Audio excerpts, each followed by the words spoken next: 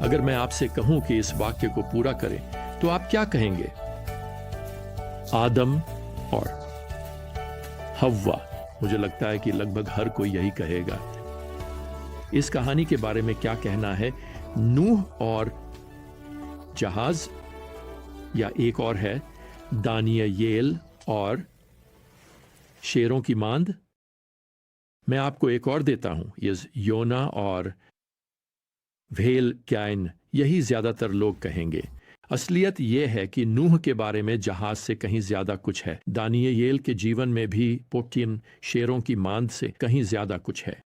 और मैं आपको बताऊं, योना के बारे में भी वह सब कुछ नहीं है जो बाइबल में एक बड़ी मछली द्वारा निगल लिए जाने से जुड़ा है। आप जानते हैं, कभी कभी हम अपनी बाइबल अध्ययन में केवल सनसनीखेज बातों पर ध्यान देते हैं और उन अन्य बातों को नजरअंदाज कर देते हैं जो उतनी ही महत्वपूर्ण हैं। देखिए, योना की यह छोटी सी किताब हमें सृष्टिकर्ता के अपनी सृष्टि पर संप्रभु नियंत्रण को दिखाएगी। आपके पास समुद्र में एक चमत्कारी तूफान है, एक बड़ी मछली है जिसे बताया गया है कि उसे कहाँ तैरना है और क्या निगलना है।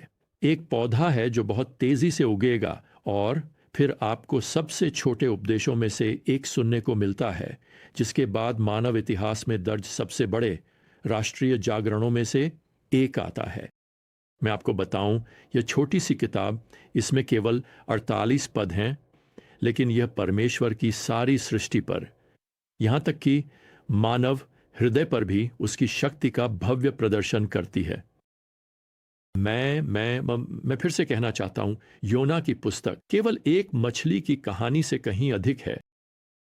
अब यहां पहले अध्याय में नाइदिक हम पाते हैं कि इस पुस्तक की वास्तव में कोई भूमिका नहीं है।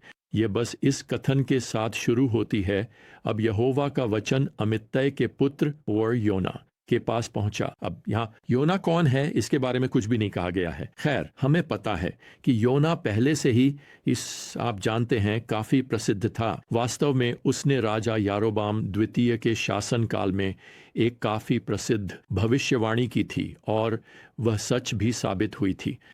इस भविष्यवाणी का उल्लेख यहाँ 2 राजा 14:25 में किया गया है, जिसमें लिखा है, यारोबाम द्वितीय ने इस्राएल की सीमा को लेबो हामात से लेकर अरबाह के समुद्र तक पुनः स्थापित किया, यहोवा इस्राएल के परमेश्वर के वचन के अनुसार, जो उसने अपने दास अमित्तै के पुत्र भविष्यवक्ता योना के द्वारा कहा था। वैसे हम इस विशेष भविष्यवाणी की तिथि निर्धारित करके यह भी जानते हैं कि योना ने वहां इस्राएल में कई वर्षों तक सेवा की थी। भविष्यवक्ता होशे और आमोस ने भी यारोबाम के शासनकाल के दौरान सेवा की थी। इसलिए यह काफी संभव है कि वे एक दूसरे को अच्छी तरह से जानते हों। अब यहाँ योना अध्याय 1 में हमें नहीं बताया गया कि क्या परमेश्वर ने उसे स्वप्न या दर्शन के माध्यम से बुलाया था, लेकिन योना 1.2 बताता है कि परमेश्वर ने इस अनुभवी भविष्यवक्ता को एक आदेश दिया। वह योना से कहता है, उठ नीनवे, उस बड़े नगर में जा और उसके विरुद्ध प्रचार कर, क्योंकि उनकी बुराई मेरे सामने आ पहुंची है। आप वास्तव में इसे इस तरह से भी कह सकते हैं, उनकी बदबू स्वर्ग तक पहुंच गई है। खैर, परमेश्वर का यह आदेश निश्चित रूप से योना का ध्यान आकर्षित करता है। योना तुरंत ही इस अप्रिय भावना से अभिभूत हो जाता है। ये भावनाएं वास्तव में उसे सचमुच भाग जाने के लिए प्रेरित करने वाली हैं। लेकिन मैं योना पर ज्यादा कठोर नहीं होना चाहता। आइए हम योना की पीढ़ी में वापस चलें ताकि हम बेहतर समझ सकें कि उसने नीनवे जाने के बजाय भविष्यवक्ता के पद से प्रभावी रूप से सेवानिवृत्त होने का निर्णय क्यों लिया। अब नीनवे असूरिया का मुख्य नगर था। वैसे उस नगर का अधिकांश भाग खुदाई में निकाला जा चुका है और यह एक कभी प्रभावशाली रही किलेबंदी को दर्शाता है। यह युद्ध के लिए बनाया गया था। इसमें एक क्रूर राष्ट्र बसा हुआ था। अश्शूर इज़राइल के सबसे खतरनाक शत्रु थे।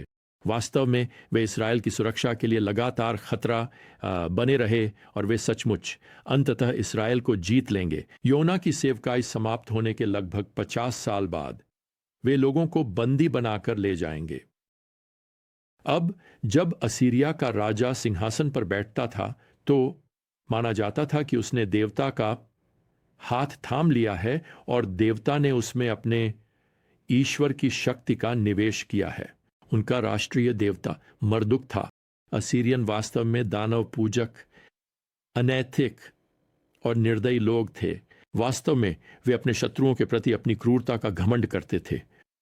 पुरातत्वविदों ने पता लगाया है कि असीरियन सेना अपने पराजित शत्रुओं के सिरों को खंभों पर ऊंचा करके जुलूस निकालती थी। यह असीरियन प्रथा थी कि वे कैदियों की आंखें निकाल देते थे, वो उनकी नाक में कांटे डालते थे और फिर उन्हें मारने से पहले मवेशियों की तरह घसीटकर अपमानित करते थे। अब यहां पर योना के लिए परमेश्वर की पुकार बिल्कुल स्पष्ट है। इसमें किसी भी प्रकार की उलझन की कोई गुंजाइश नहीं है। असल में योना बात को बिल्कुल समझता है। परमेश्वर बहुत स्पष्ट क्रियाओं का उपयोग करते हैं, जैसे कि उठ, जा, घोषणा कर और फिर से ये कोई सुझाव नहीं है। हिब्रू भाषा में ये क्रियाएं आदेशात्मक हैं, यानी ये ऐसे आदेश हैं जिन्हें अनदेखा नहीं किया जा सकता। ये नकारे नहीं जा सकते। अब ध्यान रखें, परमेश्वर इस मिशन के खतरे से अनजान नहीं है। वह यहां वास्तविकता को छुपा नहीं रहे हैं। यह योना के लिए कोई बिक्री प्रस्तुति नहीं है। नहीं, परमेश्वर यहां दूसरे पद में बस इतना कह रहे हैं, उनकी बुराई मेरे सामने आ गई है। दूसरे शब्दों में, उनकी विकृति, उनकी दुष्टता, उनकी क्रूरता, इनमें से कोई भी बात परमेश्वर की नजर से छुपी नहीं है।